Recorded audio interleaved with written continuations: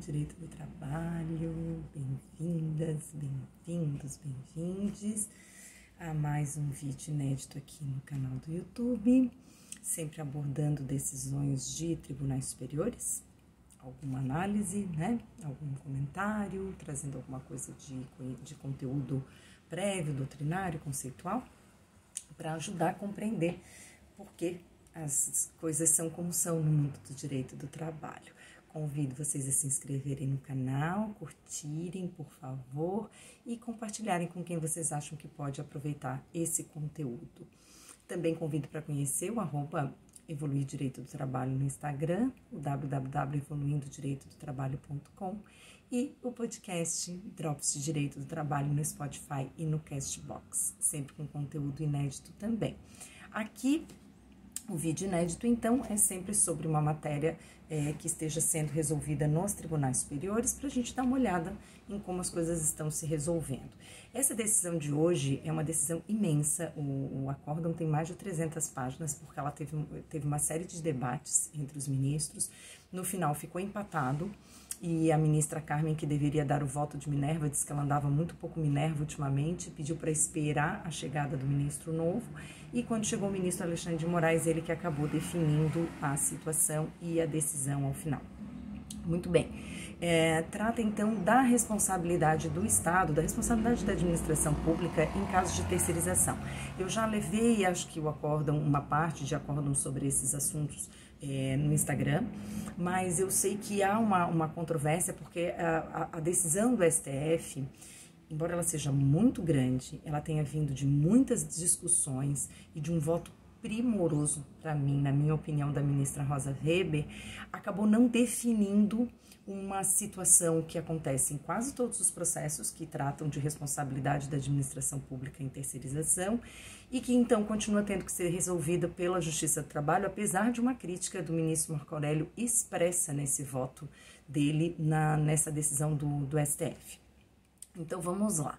É um recurso extraordinário que trouxe a tese de repercussão geral, tá? Por isso que esse assunto nos interessa tanto. O objetivo aqui do recurso extraordinário 760.931 do Distrito Federal era tratar da abrangência, não da abrangência no sentido de que verbas, tá? Mas em que momento se poderia falar da responsabilidade da administração pública no caso de terceirização. E aí cita inclusive a ADC 16, que reconhece a possibilidade de terceirização em si, né? E aí traz uma proposta, o problema foi a proposta da tese para que ficasse com repercussão geral, tá? A ministra relatora era a ministra Rosa Weber, mas como ela foi vencida, o acórdão ficou com o ministro Luiz Fux, tá? Então, a gente vê ali que o redator do acórdão é o ministro Luiz Fux, porque a tese dele foi a vencedora. E aí, aqui, na parte da ementa propriamente dita, tem algumas coisas interessantes, que trata da cisão das atividades entre pessoas jurídicas distintas, não revela em si um intuito fraudulento, então a terceirização em si não teria a intenção de fraudar direitos trabalhistas, né? E que há necessidade, pela teoria da administração, qualifica a terceirização como modelo organizacional de desintegração vertical, destinado ao alcance de ganhos de performance por meio da transferência para outros do fornecimento de bens e serviços anteriormente providos pela própria firma, a fim de que ela se concentre apenas naquelas atividades em que pode gerar mais valor, adotando a função de arquiteto vertical ou organizador de cadeia de valor. Chique, né, gente? Dá para usar um monte disso. Basicamente, adotar aqui, parar de sair da questão de diferença entre atividade meio e atividade fim, até porque já se entende que é possível atividade fim, já entendia assim o STF a partir da reforma trabalhista ainda mais, na alteração da lei 6.019 de 74, e aí aqui é um entendimento de que a gente se apoia na teoria do foco e aí aquilo que a empresa entender que gera mais valor é naquilo que ela vai se concentrar. No restante, então, ela pode terceirizar porque isso agrega também valor para ela pode se concentrar naquilo que traz mais valia. E a atividade fim não necessariamente mais é assim, tá? Já falei sobre isso, acho, no podcast também. De vez em quando eu menciono esse assunto porque é algo que tem acontecido muito. Então, o que interessa hoje em dia para a Nike, mais do que a produção de calçados, que seria atividade fim, é a distribuição disso, a distribuição e a marca ocupando o mundo inteiro. Isso é a teoria do foco. Então, tudo bem terceirizar a fabricação dos tênis, porque eles querem se focar na distribuição e na questão do posicionamento da marca. E isso se aplica. No caso da administração pública, isso é estranho, porque não tem a ver com posicionamento de marca, mas a ideia aqui é que o Estado, então, possa manter a sua estrutura de funcionamento, manter os serviços, ainda que sem a necessidade de concurso público, ainda que não sejam, então, servidores públicos para realizar essas atividades. E aí temos o acordo, a ementa traz aqui uma lista de benefícios da terceirização. Eu sou um pouco crítica a alguns desses benefícios. Então, aprimoramento de tarefas pelo aprendizado, economia de escala, redução de complexidade organizacional, que eu já acho mais ou menos, porque a administração pública tem que gerir os contratos de terceirização e dependendo pode ser um município pequeno que tem 4, 5, 10 contratos de terceirização para gerir, então não vejo muito bem o que reduziu na complexidade de administração, ainda que ele não tenha a complexidade da gestão dos trabalhadores, tem a gestão dos contratos que tem que ser feita exatamente por conta dessa decisão. Redução de custos iniciais, que também é algo que eu acho muito controvertido no caso do serviço público, claro, tem toda a questão voltada à estabilidade no emprego, as questões relacionadas ao custo da administração pública do servidor público, previdência e tudo mais, mas, por outro lado, a administração continua tendo que prover um serviço adequado e a terceirizada tem que pagar as verbas corretamente. Então, assim, o custo propriamente dito, a gente sempre tem que fazer aquela conta, eu sempre faço essa crítica, que se a terceirização, e no caso da administração pública, através do processo licitatório, se sempre se apresenta o menor preço, a gente tem que ver se esse menor preço cobre os direitos trabalhistas mínimos dos trabalhadores que vão prestar o serviço, como, por exemplo, o piso salarial. Porque se não paga nenhum piso, a gente já sabe que isso no futuro vai trazer uma consequência que vai gerar um gasto maior por parte da administração pública. Então, isso também deveria, pelo menos, ser levado em consideração. Mas, enfim, nessa decisão aqui, então, a administração pública, pautada pelo dever de eficiência, deve empregar as soluções de mercado adequadas à prestação de serviços de excelência à população com os recursos disponíveis, normalmente quando demonstrado pela teoria e pela prática que a terceirização não importa a precarização. E aí vem, então, a questão para fixar a seguinte tese. A tese que restou fixada ficou assim. Ela é muito parecida com a súmula 331 hoje em dia. O inadimplemento dos encargos trabalhistas dos empregados do contratado não transfere automaticamente ao poder público contratante a responsabilidade pelo seu pagamento, seja em caráter solidário ou subsidiário, nos termos do artigo 71, parágrafo 1º da Lei 8666 de 93, que é a lei da terceirização, das licitações. Foram vencidos a ministra Rosa, o ministro Edson Fachin, o ministro Barroso, o ministro Lewandowski e o ministro Celso Mello. Então, realmente foi 6-5, foi ali, né, no limite para vencer a tese mesmo. E a gente parte, inclusive, da súmula 331, que é uma súmula que ainda é utilizada, apesar da Lei 6.019 tratar de terceirização e não só de trabalho temporário, como a gente já conversou aqui antes, ainda a súmula 331 é utilizada pelo TST porque a Lei 6.019 não trata de responsabilidade civil na administração pública. Então, a súmula 331 continua sendo utilizada. Ela ganhou um acréscimo, um inciso, para constar o seguinte: os entes integrantes da administração pública direta e indireta respondem subsidiariamente nas mesmas condições do item 4. Caso evidenciada a sua conduta culposa no cumprimento das obrigações da Lei 8666, que é de fiscalização dos contratos, especialmente na fiscalização do cumprimento das obrigações contratuais e legais da prestadora de serviço com a empregadora. E aí vem o acréscimo, que essa é a grande novidade.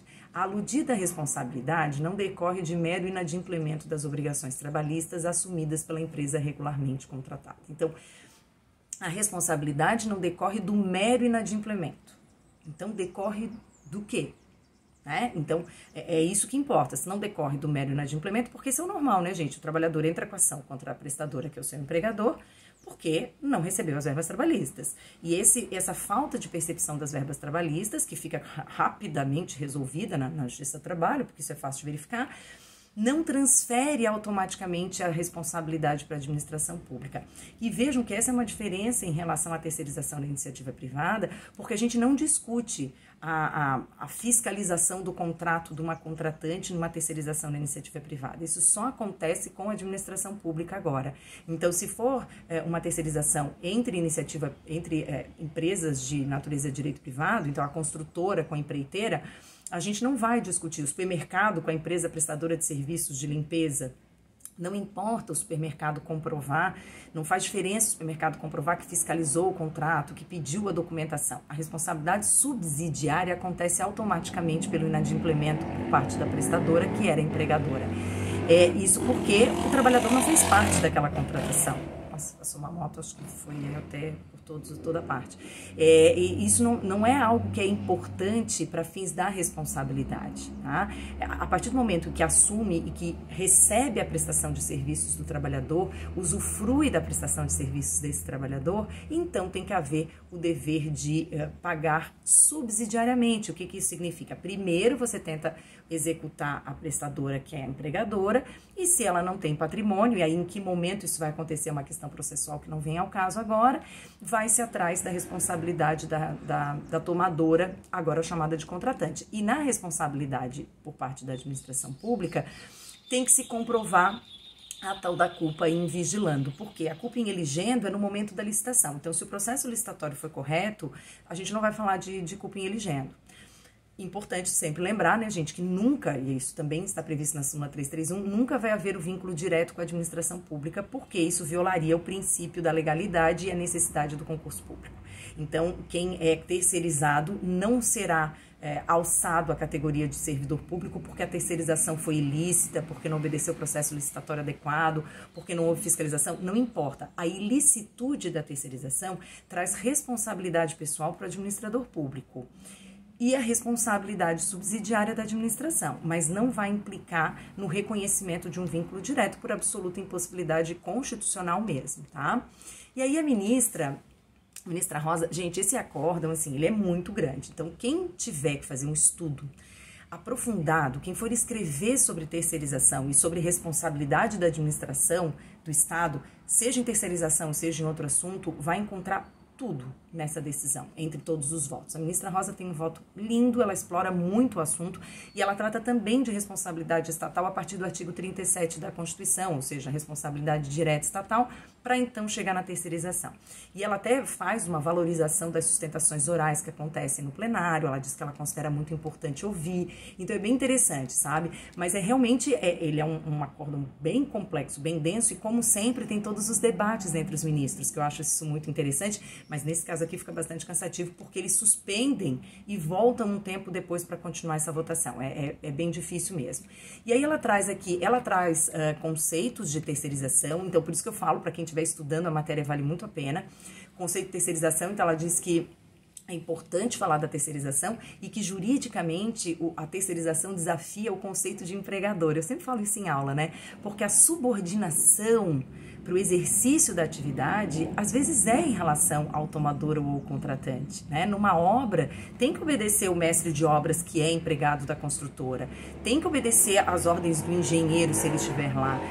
Eventualmente pode ter até um encarregado que seja da tomadora, da contratante. E essa responsabilidade, esse vínculo, essa subordinação, às vezes ela é muito explícita e ainda assim não acarreta um entendimento de que o vínculo será direto com o empregador, com a tomadora, com a contratante, se não houver uma ilicitude na contratação, uma ilicitude na terceirização. Então, realmente desafia o conceito de empregador porque provoca ruptura no binômio empregado e empregador. Ela diz, há um intermediário na relação entre o trabalhador e a empresa a quem aproveita a força de trabalho. Então, quem aproveita a força de trabalho não é o empregador. Aí ela traz aqui outros conceitos, a tendência empresarial de realizar parte das suas atividades por meio de outras unidades mais ou menos independentes, incluindo toda organização, operação econômica ou parte dela. Ela traz diversos conceitos, inclusive de sociologia, para falar que o objetivo, para alguns sociólogos, claro, né, o objetivo a redução de custos com a força de trabalho e a externalização dos conflitos trabalhistas, né? Buscando com que outras pessoas fiquem responsáveis por essa parte tão desagradável do momento do conflito trabalhista. Então ela diz, e claro, né, tomando cuidado, porque se houver precarização, você transforma o trabalhador num escravo moderno. Então ela traz todo esse desenvolvimento, traz a reformulação do item 4 da súmula 331 para reconhecer a responsabilidade subsidiária da administração pública, porque antes não era expressa, mas isso já faz bastante tempo, faz 20 anos, né? A partir de uma interpretação do artigo 71 da Lei 8666.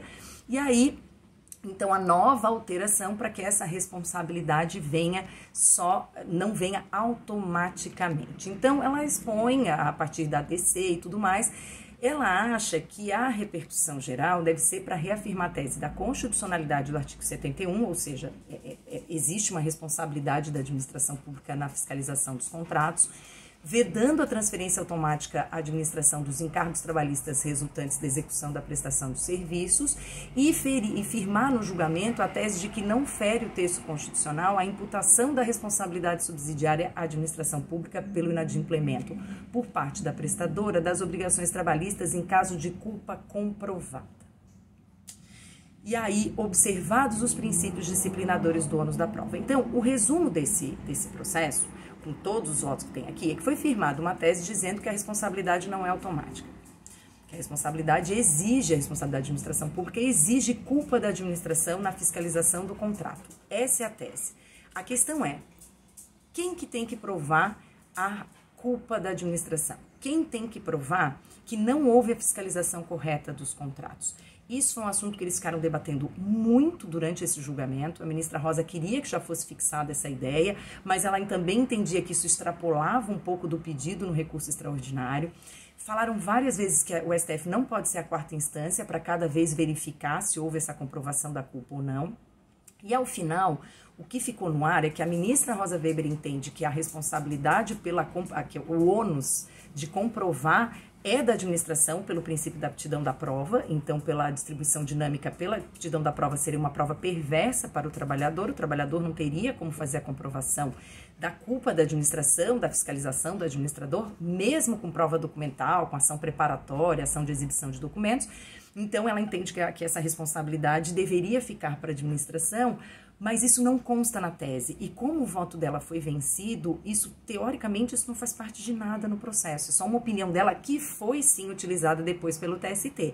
Mas nesse momento, então, não ficou fixado o ônus da prova. E isso gera até hoje uma série de problemas, porque o que acontece? O STF basicamente manteve o entendimento da súmula 331 para dizer que a responsabilidade não é automática, não é o mero inadimplemento que traz a responsabilidade automática da administração, porque tem que ser comprovada a culpa da administração pública no contrato, ou seja, na fiscalização das obrigações por parte da prestadora. E não disse quem é que tem que fazer essa prova. Deixou isso para a Justiça do Trabalho. No caso do ministro Marco Aurélio, tem até ele deu uma espetada na Justiça do Trabalho, dizendo que depois da ADC 16, que já tratava dessa questão da constitucionalidade da terceirização pela administração pública, que a Justiça do Trabalho estava sempre abandonando esse entendimento e disse que após a decisão na ação declaratória, a Justiça do Trabalho passou a bater carimbo, a assentar de forma linear, pouco importando a comprovação ou não, a culpa da administração pública ante a ausência de vigilância na satisfação dos direitos trabalhistas. A Justiça do Trabalho nos colocou, posso afirmar com desassombro isso, em verdadeira camisa de força. Decidida a ausência de vigilância, tem-se matéria fática, não se chegando ao Supremo mediante o recurso de natureza extraordinária. Isso depois também foi assunto no TST, sabe isso, dele dizer que a Justiça do Trabalho engessou o STF, não cumpriu com o que a determinação do STF trouxe na ADC. Na verdade, com isso do STF não decidir a quem cabe o ônus da prova, quem que tem que continuar decidindo isso? A Justiça do Trabalho.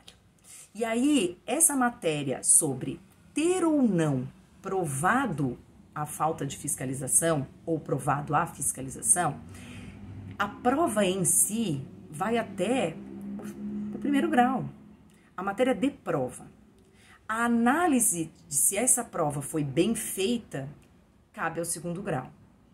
E se isso trouxer divergência em situações semelhantes, violação de lei por conta do artigo 71 da Lei 8666, e ainda a tal da transcendência política, jurídica, econômica e social, isso então vai ser decidido no TST. Então, o TST também pode decidir a quem cabe o ônus da prova da fiscalização ou não do contrato de terceirização.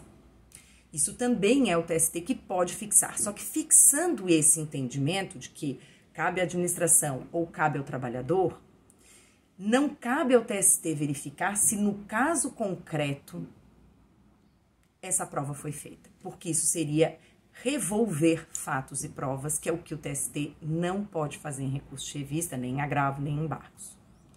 Conseguem compreender? Então, na verdade, a decisão do STF trouxe um entendimento de que não é suficiente o inadimplemento. Precisa provar. Não disse a quem cabe o ônus da prova. Esse acordo é de 2017. Num primeiro momento, durante o primeiro ano, com certeza, e boa parte do segundo ano, o entendimento do TST foi no sentido de que cabia ao trabalhador esse ônus da prova, porque ele que alegava. Entendiam isso justamente porque houve o voto vencido da ministra Rosa. Então, aquilo que ela dizia que já se devia fixar que o ônus da prova é da administração, como se isso também tivesse restado vencido. Só que, na verdade, isso não foi assunto, isso não foi decidido. Essa matéria não foi abordada na decisão. Fazia parte do voto dela, mas isso passou. Mas, por conta disso, ficou esse o entendimento. E aí, nos embargos em recurso de revista, em dezembro de 2019, em que o ministro Cláudio Brandão foi o relator, então, já na SDI, decidindo diferente do que ficou na 7ª turma, ele até faz referência sobre isso, tá? Ele fala que, então, em sede de embargos de declaração, aqui, que a 3ª turma adotou a tese no sentido de que o ônus da prova caberia ao trabalhador, da ausência de fiscalização.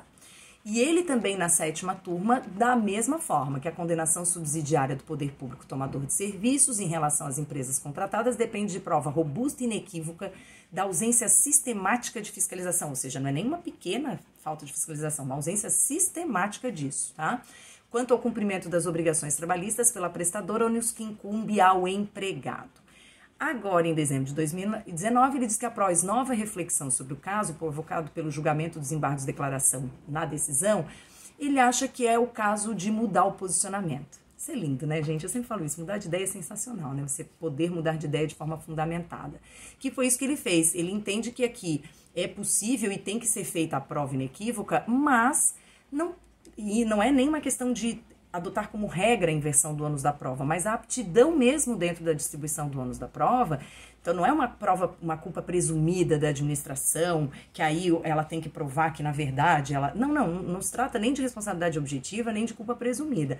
O que ele diz é uma culpa que cabe a ausência dela, a fiscalização, porque é um cumprimento de dever legal, isso tem que ser comprovado pela administração, pela aptidão e pelas regras normais de distribuição do ônus da prova, e não por uma culpa presumida.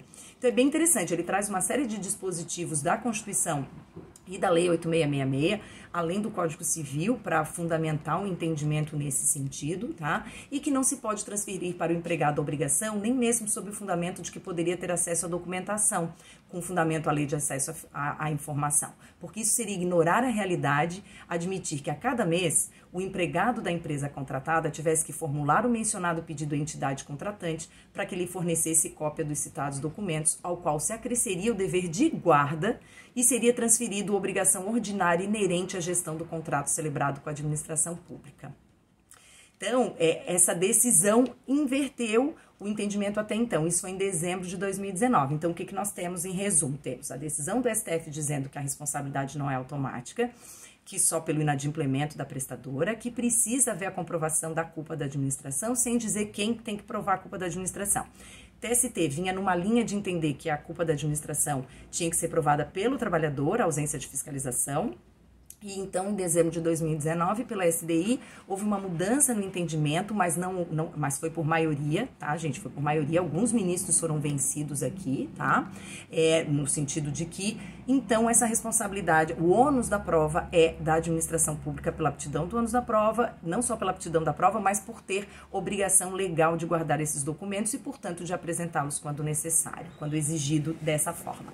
E aí a gente diz assim, então é isso, acabou. Não, gente, eis que recentemente, então, agora em 2020, a segunda turma do TST conheceu de um recurso de revista para dizer o seguinte, que, de novo, o STF não disse a quem que cabe o ônus da prova e... diferente que da turma aqui que estava entendendo, até no começo eles entendiam que o STF tinha fixado o ônus da prova para o trabalhador, mas já estavam pensando diferente e que, na verdade, o STF realmente não tem que decidir isso. Quem decide isso vão ser os órgãos colegiados, mas não necessariamente o TST. E aí, nessa decisão aqui, ele diz o seguinte, a administração pública é quem tem aptidão para a prova da fiscalização do contrato, obrigação que decorre da lei de licitações. Nos casos em que não há prova de fiscalização, deve o julgador decidir contrariamente à parte que tinha o ônus probatório e dele não se desincumbiu. É a adoção da distribuição do ônus da prova como regra de julgamento. Só que ele diz o seguinte, o TRT de origem desse processo especificamente aqui não examinou essa controvérsia à luz da caracterização da culpa invigilando.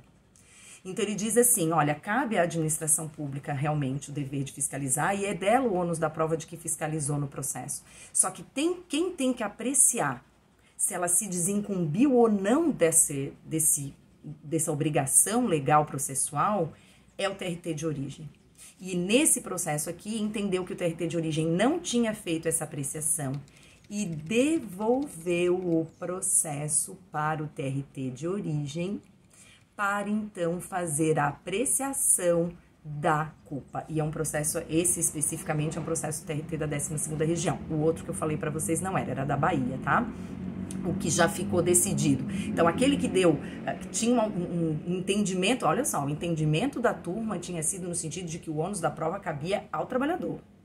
O trabalhador fez embargos. A SDI entendeu, não, cabe à administração e a administração não provou nesse processo, então a responsabilidade é mantido o acórdão de origem.